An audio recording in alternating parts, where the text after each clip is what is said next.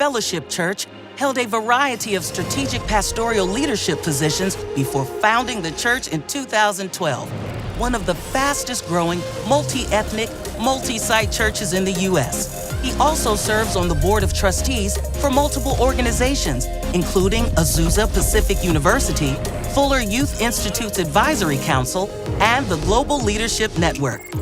A dynamic communicator, this 20-year ministry veteran is known to combine biblical challenge with humor. He is a sought-after guest speaker at universities and churches across the U.S.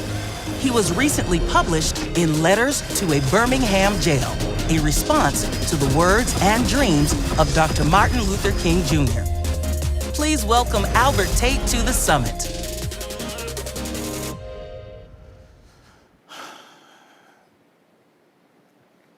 It's a tale of authenticity.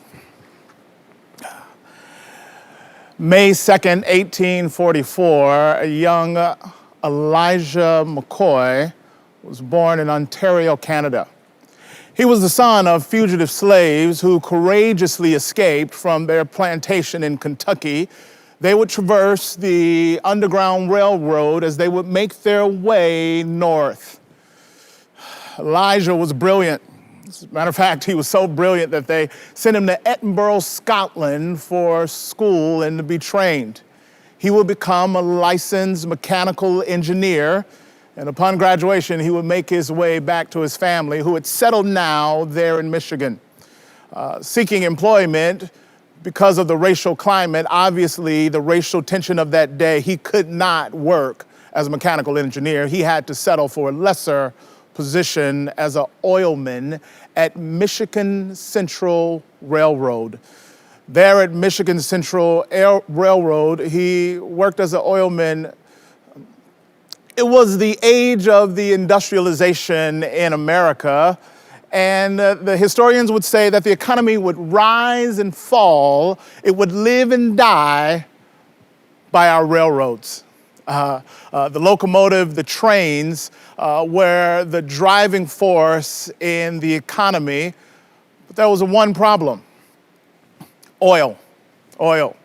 You see, the locomotive could only go a few miles before a crew would have to jump off, oil the wheels, and then jump back on to travel a few more miles and then jump off and oil the wheels. It was a tedious process. They say potential hours of profit would be lost. Some economic experts would say that millions a day was lost.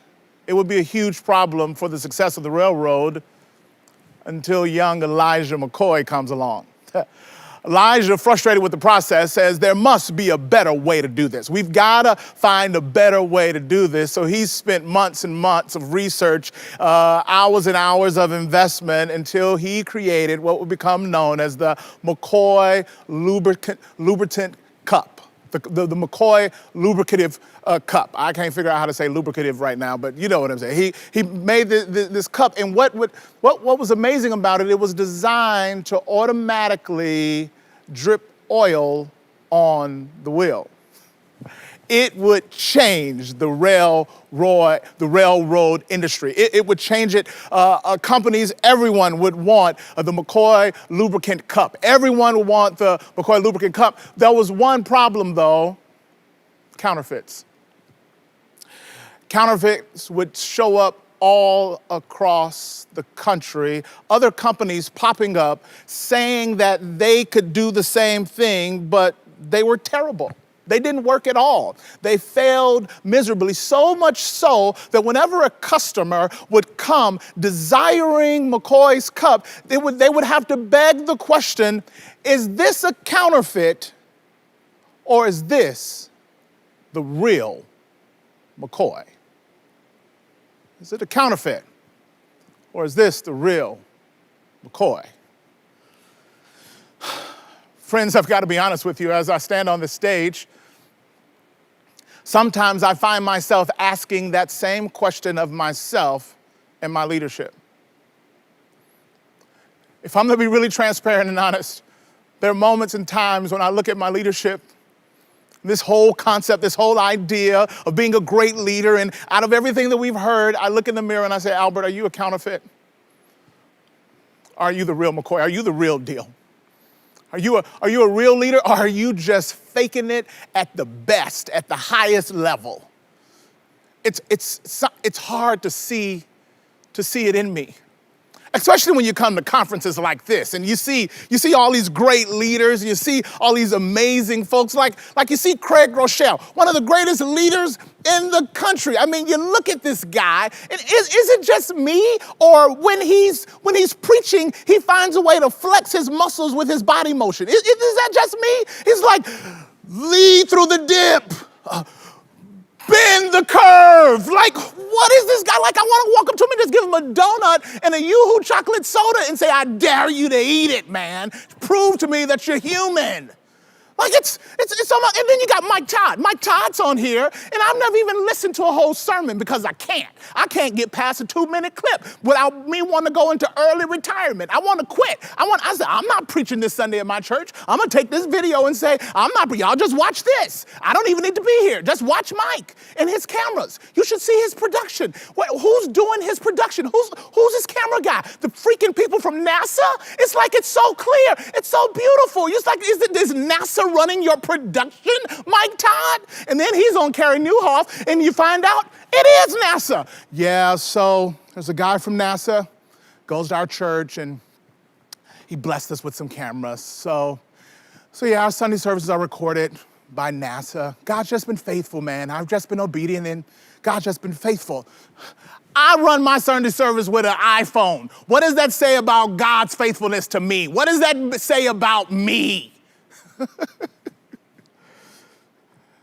Honestly, sometimes you start looking at other people, you start looking at these other messages, you start looking at this stuff, and you come to a gathering like this, and we spend these days together, and you wonder if all these principles I'm trying to grab, and we run the risk of going home being the best version of Craig Rochelle we can be. We run the risk of going home being our best version of Mike Todd or Lisa or Nona or the best version of Bishop T.D. Jakes. We run the risk of becoming the best version. I'm sitting here. It's like on one side with Craig and Mike. On one side you got Mr. Strong Arms, and then you got Mike with Neil Armstrong. Like, what do I do? There's a tension that I have to wrestle with, and I'd imagine some of us wrestle with the same thing. How do we go home? Taking all these ideas and becoming the best. I had to realize that leadership isn't something outside of me that I have to grasp, but it's something inside of me that I have to grow. It's not something outside of me that I got to grasp. It's something on the inside of me. And days like today, I get to spend time and I get to grow. That's why I love the Global Leadership Summit, because they tell us and they remind us. They say, take a deep breath. Everyone has influence, and leaders have influence, and you're a leader. And sometimes I really want to say, really? Are y'all sure? And they say, yes. Speaker after speaker, moment after moment, they push us to the leadership that dwells within, that needs to be grown and developed. So I want to talk about this idea of authentic leadership. Leadership that dwells within, and leadership that is grown, that is cultivated. Not something that we're trying to do outside of us. Leadership isn't something we do. Leadership is something that we be. It's who we be. It's something that we become. It needs to flow authentically from within, because when we face the world's crisis and when we see all the stuff, pandemic, racial unrest, and all the stuff that's happening in the world, this moment demands that leadership show up and meet it. And when leadership shows up to meet it, we don't need to try to go find it. It needs to already be inside of us, and we need to show up in that moment, not trying to grab Craig, not trying to grab T.D. Jakes, but grabbing the authentic leadership that dwells within and standing to meet the moment that we face. Our business, our church, our family, our kids, whatever the moment requires, we've got the authentic leadership within to meet the moment of our time. That's what we got to go home with. a vision for leadership that dwells within. There are three leadership essentials that I want to invite, that I'm saying we need to have it authentically growing within us. Three leadership essentials that need to authentically grow within us. If you ain't figured this out by now, I'm a preacher. I'm a preacher. I'm so much of a preacher. I'm gonna try not to take up an offering and do an altar call. That's how much. But they've tried to tell me, Albert, we don't have ushers. We don't have none of that. You can't do that. It's just in me. So I'm a preacher, and I want to talk about these three essentials, and I find them where I find quite a few principles of leadership. And that's looking at the life of Jesus and looking at the scriptures.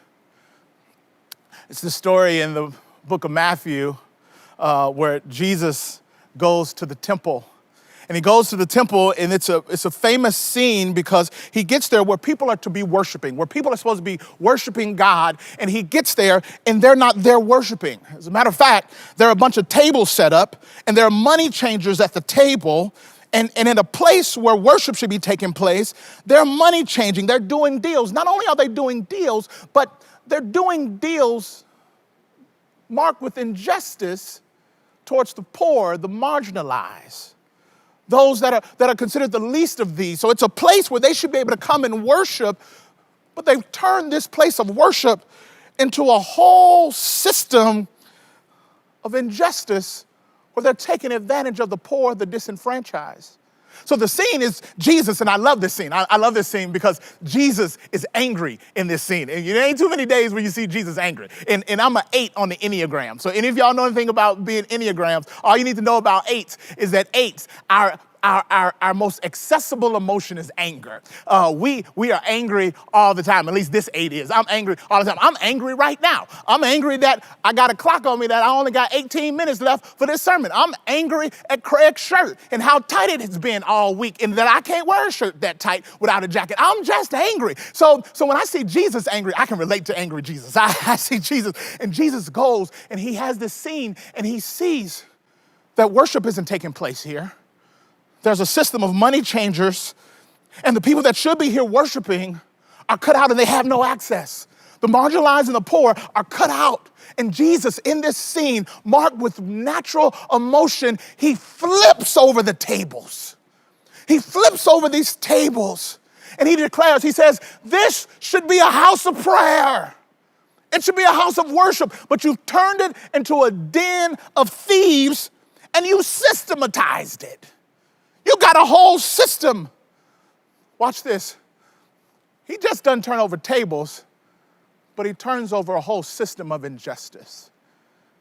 He turns over a system that's disenfranchised the poor, the marginalized. He turns over a system that's gotten worship all the way wrong. And when you get worship wrong, when you treat God the wrong way, you're inevitably going to treat his people the wrong way. So he flips over the table of injustice. Friends, therein lies the first essential, the first leadership essential that I want to grow in us in our authentic leadership. We should be flipping tables of injustice leaders. We should be flipping tables leaders. We should be leaders who, in our sphere of influence, as we facilitate change, we should look for systems of injustice. We should look for, as we facilitate systems and change, we should look for systems of injustice and turn them over.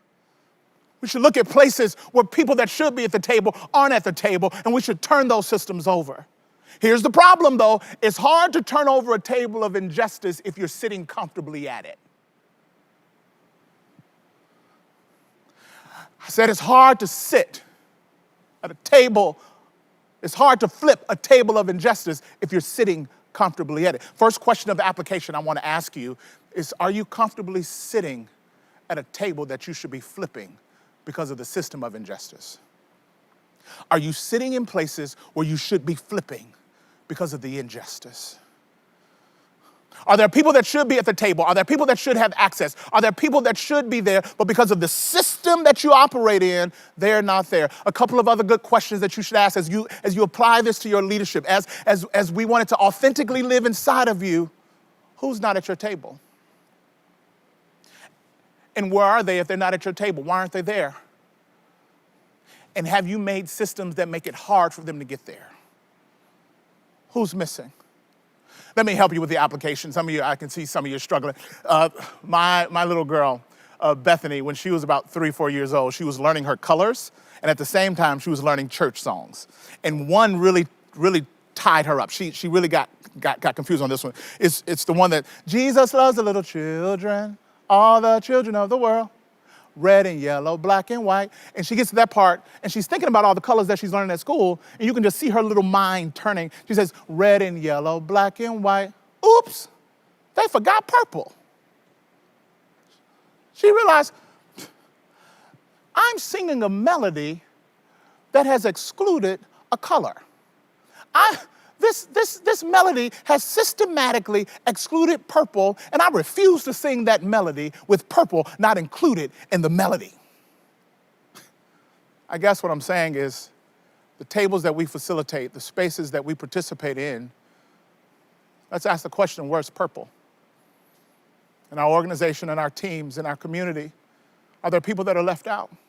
This shows up in all kinds of ways. People that are left out maybe because they live differently than you, or they look differently than you, or they vote differently than you, or they're part of a different culture than you, or people that are left out in the cafeteria. Somebody who's not included.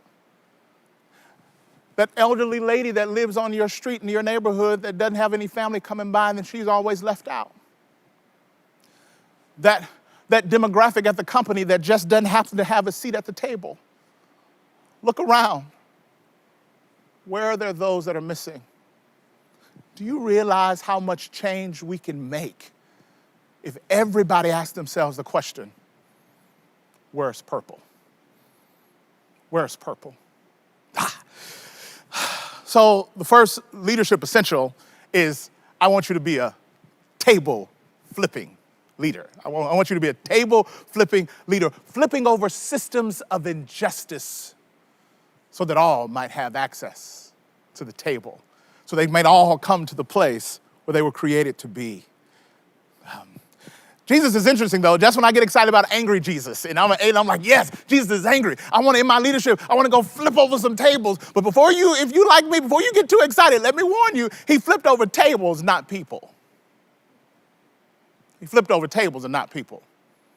If we would be honest, some people frustrate us so much, I want to flip the people over. Okay, let's not flip them over. But when we flip the table over, can we hit a couple of them? That's not what Jesus did. And while we may find it frustrating in regards to our response to people, honestly, I find it relieving when I think about God's response to me. He flips over systems, not people. As a matter of fact, there's a story in the book of John. You want to talk about how he deals with people? This is how leadership should deal with systems. Let's talk about how we should deal with people. Jesus is about to be crucified. He's hanging out with all 12 of his disciples, and it's this moment right before he's about to go to his death. He knows that one of them is going to betray him. And the one that's going to betray him is in the room. He's in the room when it happens.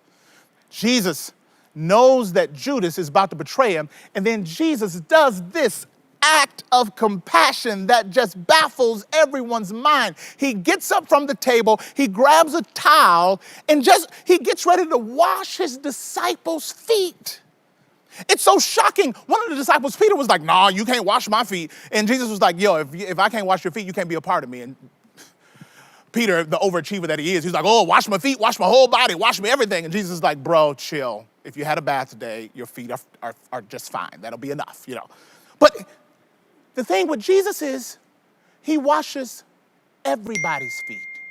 This act of compassion he bestows upon everyone, even the one that he knows is about to betray him. He knows. I'm sorry. I struggle with it. I struggle with it. This is why this is the authentic leadership essential that needs to grow in me, because I struggle with this one. I'd be like, okay, I'll wash some of y'all feet. Come here, John. That's the one that Jesus loved. He was the beloved, but he says that of Jesus. My beloved John, here, I'll wash your feet. Oh, come here, John. Let me wash your feet. Oh, James, come here, boy. Give me that pinky toe. Come on, give it here. Let me wash your feet. Judas, sprinkle. That's all. I give you a double sprinkle. That's all you getting from me, Judas. You better get out of here. Like, there are people in my sphere, if I'm honest, there are people who I'm called to serve through leadership. But when I think about them, the last thing I think about is washing their feet. I think about where that table at. Can they bring that table over here? But Jesus says, no, it's not enough for you to be a table flipping leader, but you also got to be a foot washing leader. Judas was wrong. He was wrong. He would betray Jesus, the man who's done nothing wrong. But Jesus would teach us in this moment, just because you're wrong doesn't mean you're worthless.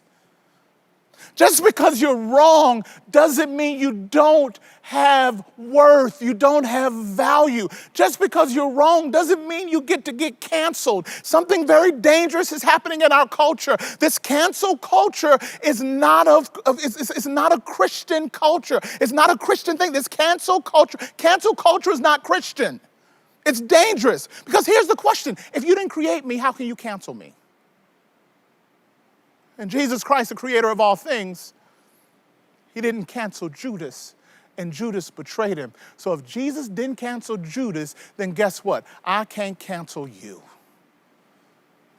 If you're a leader, and we both know that you are, he's calling us to an authentic leadership that needs to grow within us, an ability to lead and serve and wash the feet of both, watch this, enemies and allies. Coaches and critics.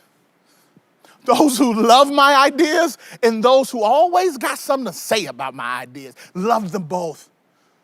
Do drastic actions of compassion. Here's the application question. Albert, how do I apply this to my business? How do I apply this to my church? How do I apply it? Let me help you. Here's the question you need to ask yourself.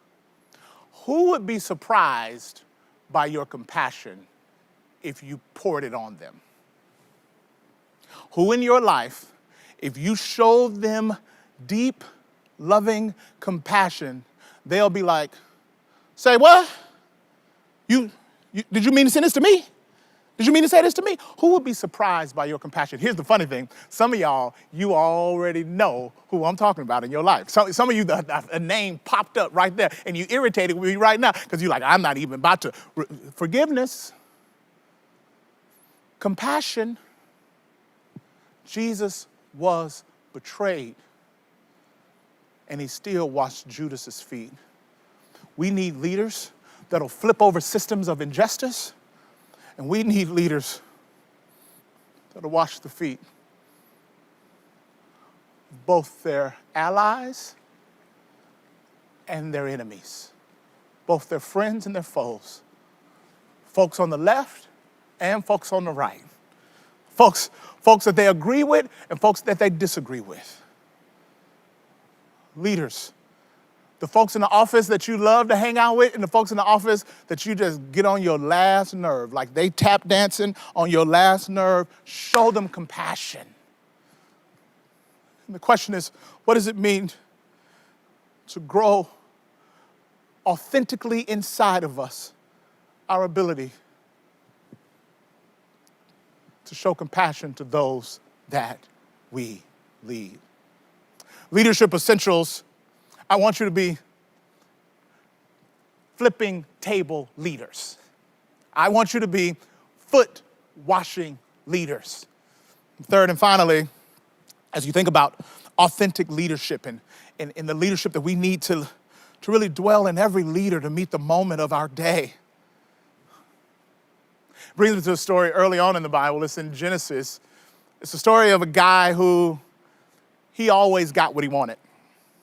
He'd work hard, if he had to work hard to get it, if he had to steal to get it, he was going to get. This is the guy that always wins. I'm going to bring it out. I'm going to make it happen. I'm going to do what I got to do. I always win. And in the book of Genesis, it's a story His name is Jacob, and he wants the birthright. He wants the inheritance of his father, but it's not due him, but he says, I really want it. His mom was an accomplice, and he takes the birthright from his brother, deceives his father. He's a guy that always wins, and he gets what he wants. He saw this girl. He loved her from first sight, girl named Rachel. He says, I want her.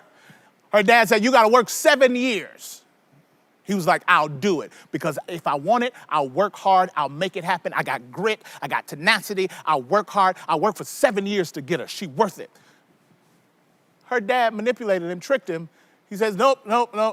Actually, for Rachel, you got to work another 7 years. He said, I'll do it. What? How fine was Rachel? Like, this girl must have been amazing. For 14 years? He says, I'll do it, because he had grit, he had tenacity, he could work hard, and if he wanted it, he would get it. Well, in the book of Genesis, it takes a turn when his brother Esau, from his past, after he's gotten a girl, he's gotten a birthright, he's just been winning, he's just been succeeding. If he wanted it, he takes it. That's been happening, but now his past has come to meet him. And he's about to see Esau face to face, and he's scared. Because one of the worst things that can happen to you is not even a life of failure, but sometimes a life of success. Because success the wrong way, he didn't know what to do. He was so scared for his life that he took his family and he split them up. Just in case Esau wanted to kill one half of his family, while he was killing the one half, he could take the other half and run away.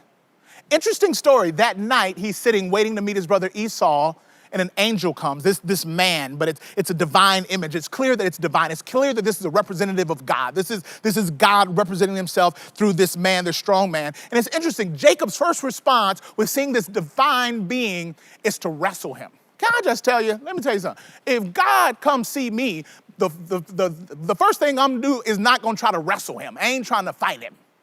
But it just shows the posture of Jacob's heart. He went immediately wrestling with him. And he brings this tenacity, he brings this grit, because what? He always wins. So all he got to do is work hard. So even with God, he's wrestling with God. Anybody ever been there?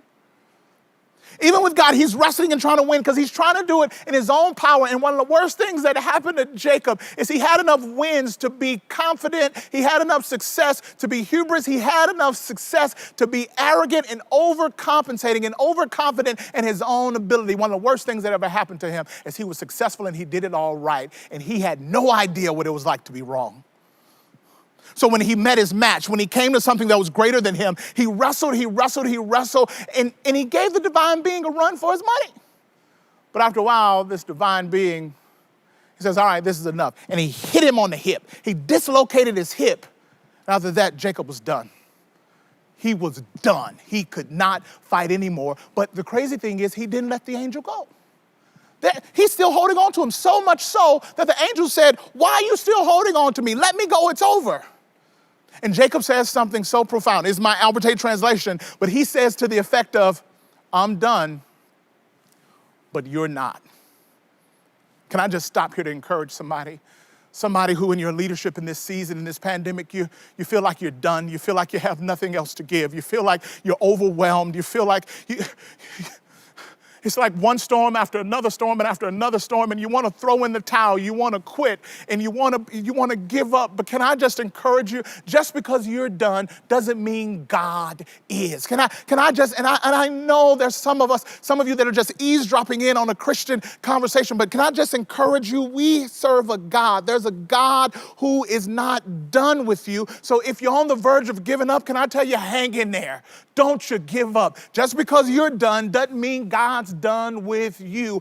This is not the time for giving up. This is not the time for giving in. It's not the time for throwing out the towel. Listen, lift your head up, stick your chest out. If you still got breath in your body, you still got purpose in your chest. He's not done with you. Don't you give up. Jacob wrestles, and he doesn't give up. The being says, what's your name? He says, Jacob, which meant trickster, because name is nature. He says, I'm giving you a new name. I'm giving you a new nature. I'm going to call you one who wrestled with God. And he gets up. Interesting thing happens. This is the best part of the story. He gets up from the fight, but he walks with a limp. And that limp is there to remind him. Because he said to the angel, I'm not going to let you go till you bless me. And it reminds him that after I lost, God won. The limp wasn't a sign of failure. It was a sign of God's grace in his life. Y'all, I learned, I spend most of my life trying to keep an it factor, trying to be an it factor, trying to have the it factor. And what I realize is, Albert, you don't need the it factor, you need a limp factor. You need a mark on your life that says, I've lost, but God has won. If my friend Sam Collier was here, he'd tell you, he just released a great book. It's going crazy all across the country and across the world. He simply says this, he says, when your story meets God's story, he'll give you a greater story. Jacob, if he was here, he would say, my name ain't Jacob no more, it's Israel. And because I wrestled and I limped with God, God gave me a greater story. Leader, don't lose your limp. What you need is to be not an it factor leader, but a limp factor leader. You need to be a limping leader, limping in your own loss so that you can walk in God's win on your life. We live in a time where we need more limping leaders.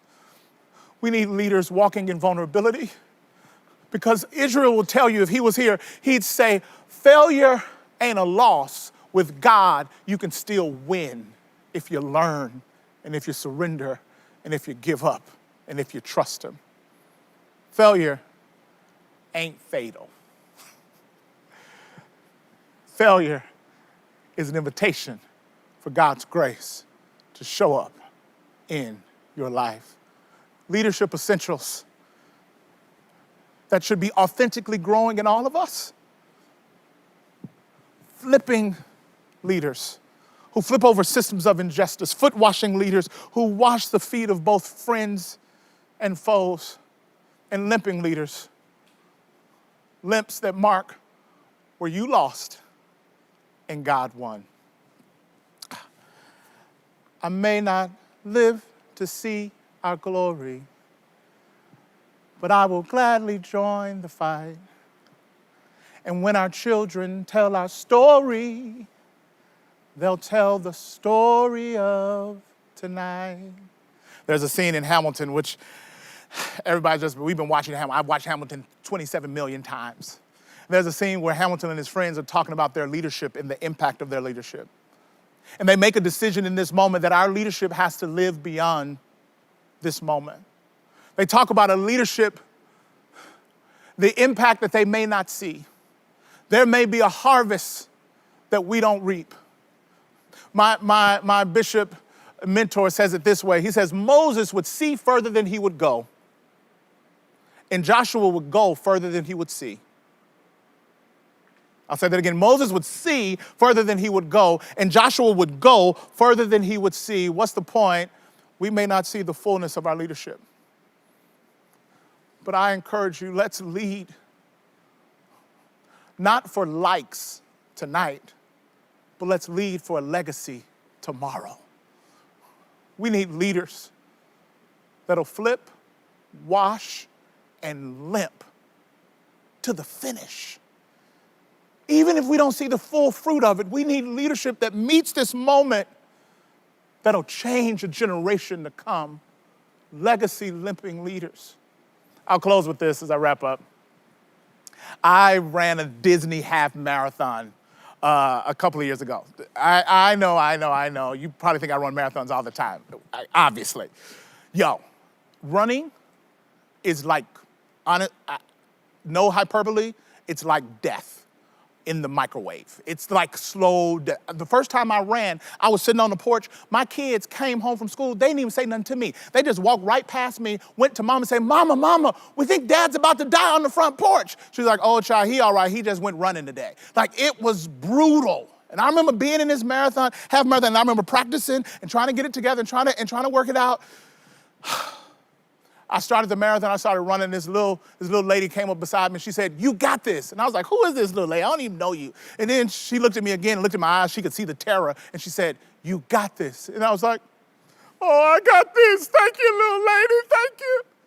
And I finished, and they give you a medal at Disney. They give you this medal, and I get home, and my son looks at me, and he says, "Dad, you got a medal. Did you win?" And I said, "Well, I guess I kind of did. You know, son, this race is different. You don't win because you come in first. You win because you finish. You win because you finish." Friends, as followers of Jesus Christ, as a pastor, we believe that one day we'll finish this race and we'll stand before God and he'll give us a reward. And he'll say, "You're not getting this reward because you came in first. You're not getting this reward because you're the fastest. You're getting this reward because you finished. You flipped, you washed, and you limped to the finish." May it be said of us. The Global Leadership Summit, leaders gathered together and they drew a line in the sand and said, we will lead from a place of authenticity. We will lead as leaders who flip over systems of injustice.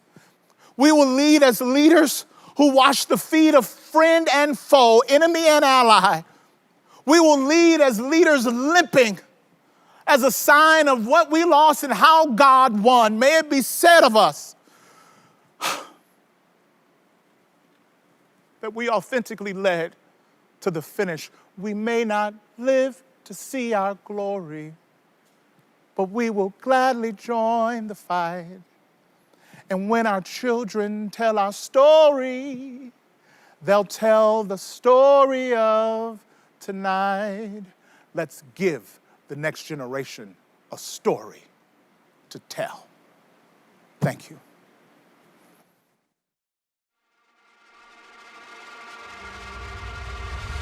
I am. Jestem. Yo soy. Je suis. Eu sou. Mimi. Lo sono. Anna. Woshi. I am a leader. No matter where I am. No matter the dreams I'm pursuing. No matter my race or gender or position, I know I have influence. I am a leader. My voice. My story. My struggles, my placement, my ground. I will use it all for good, and I will use it all right now. Moving or staying, on stage, online. Wherever I am, I was created for this place and time because I am a leader. We are leaders. The world needs us to rise up and speak boldly, lead with humility, truth, and grace. Rooted in the knowledge that we are purposed by God specifically for these days. This is not about power or money. This is not about having something to prove. This is about taking my leadership, my influence, my life, and using it all for good because I am a leader.